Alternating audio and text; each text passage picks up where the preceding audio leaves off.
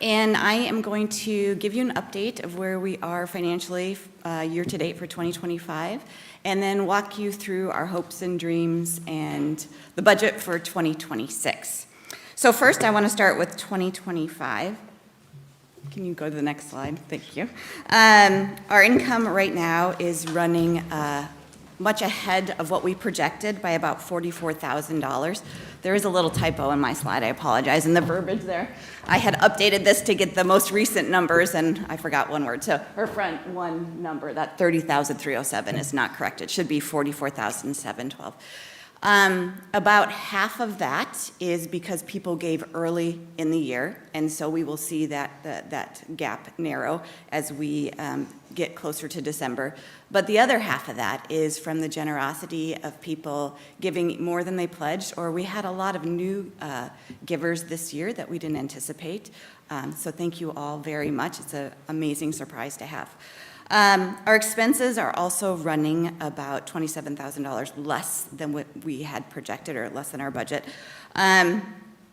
Much of that is just timing, stuff that's going to happen between now and year end. And there's about, I think, about $6,000 or $7,000 of that might be savings. But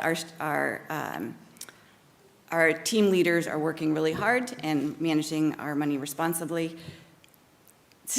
Cameron.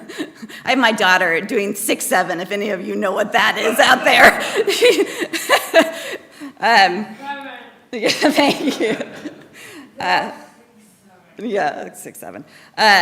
So about $7,000 might be actually savings. For 2026, we'll move into the next budget. So our theme is, as Jenny has preached on, moving with the Spirit, connection, community, and courage. Through worship and spiritual formation opportunities, we want to connect deeply with God, who grounds us during these times of uncertainty. Through Sunday services, small groups, and church-wide events, we want to foster community with each other, remembering we are stronger together. Through education and action, we want to nurture our courage to stand up, speak up, and build up God's love, compassion, and justice in our world. Our plans for 2026 will cost us about $374,000. That's a small increase over the prior year, 2.6%, which our budget last year was about $365,000, or for 2025 was $365,000. So those of you who have been here a while, you know we categorize our budget into the different areas of church life: worship, mission, spiritual growth, and community life. And so in the next slide, you'll see how we what we plan to do in each of those areas and the cost associated with it. Certain budgets, we can plug in specific areas, like mission can go right into mission, and faith development can go right into spiritual growth. But things like the building or Jenny's salary, our administrator's salary, those get allocated based on time spent, or equally, depending on which category it is, into all the different areas of our church life. So the first area we're going to talk about is worship, and we hope to spend about $131,000 in that area. It's about 35% of our budget. We plan to create engaging, meaningful, relevant worship services that enable our congregation to engage deeply with the Spirit through prayer, music, sermons, rituals, and spiritual practices. Provide opportunities in worship to hear and share stories of courage, strength, and resilience to help us navigate these challenging times. We plan to enhance our worship experience through seasonal special services, occasional evening services, a service of community service, and more. We're going to incorporate a diversity of voices in worship to broaden our perspectives and expand how we connect with God.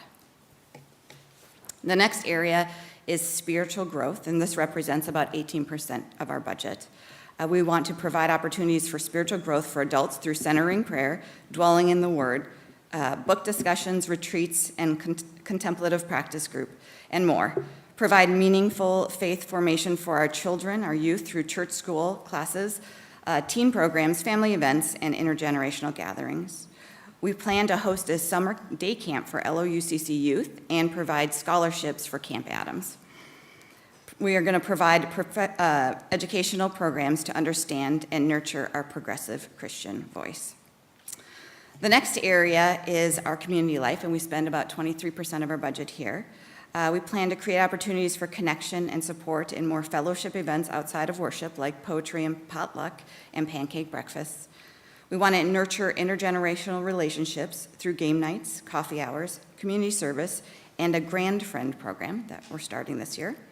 We plan to foster a culture of belonging, inclusion, and support through groups like Sojourners, the Men's Breakfast, the Grief Group, and our monthly anxiety group. And last but not least, by any means, is our missions. We spend about 24% of our budget here.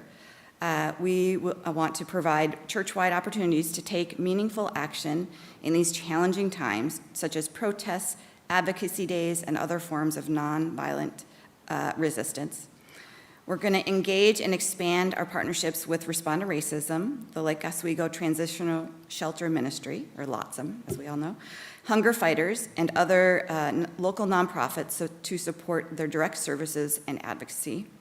We're going to nurture our local ecumenical and interfaith relationships to expand our progressive voice, collaborate on missions, and represent the faith community at events like LO Pride and Juneteenth. And we also tithe 10% of our offerings, and we provide 5% to local organizations such as Operation Night Watch and Lake Oswego Transition Shelter Ministry, and then 5% to the UCC's wider mission. So all of that, like I said, costs us about $375,000, and again, just a little bit over last year. The major increases are supporting our hardworking staff, our pastor, and also just general, as the lights are blinking, general maintenance, increases in insurance, utilities, and the like. This next slide is really ties into with what Jenny preached about today and about holy imagination. We are imagining a new staff position. This is not included in the budget that I showed you before. This is in addition to, and we haven't built it into the budget yet because we're still working on how much it's going to cost, depending on the type of person that we find, if they're ordained or not ordained, and what that's going to cost us. But what we're wanting to do is add a staff member.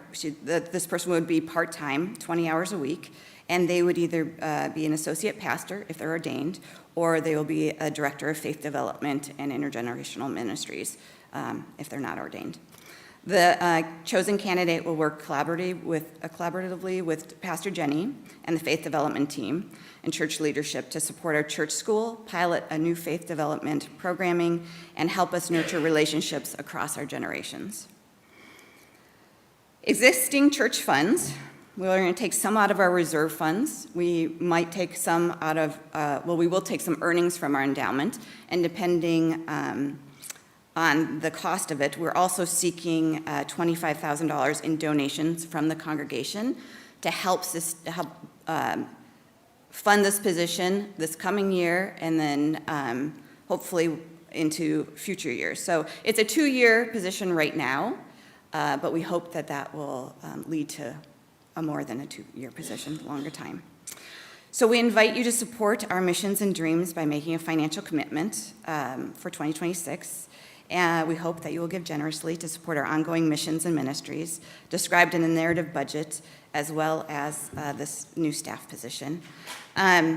Next week, you'll receive a copy of our plan, along with 2 different commitment cards, one for the regular budget and then one for this additional staff member. And we invite you to support the missions by making a financial commitment.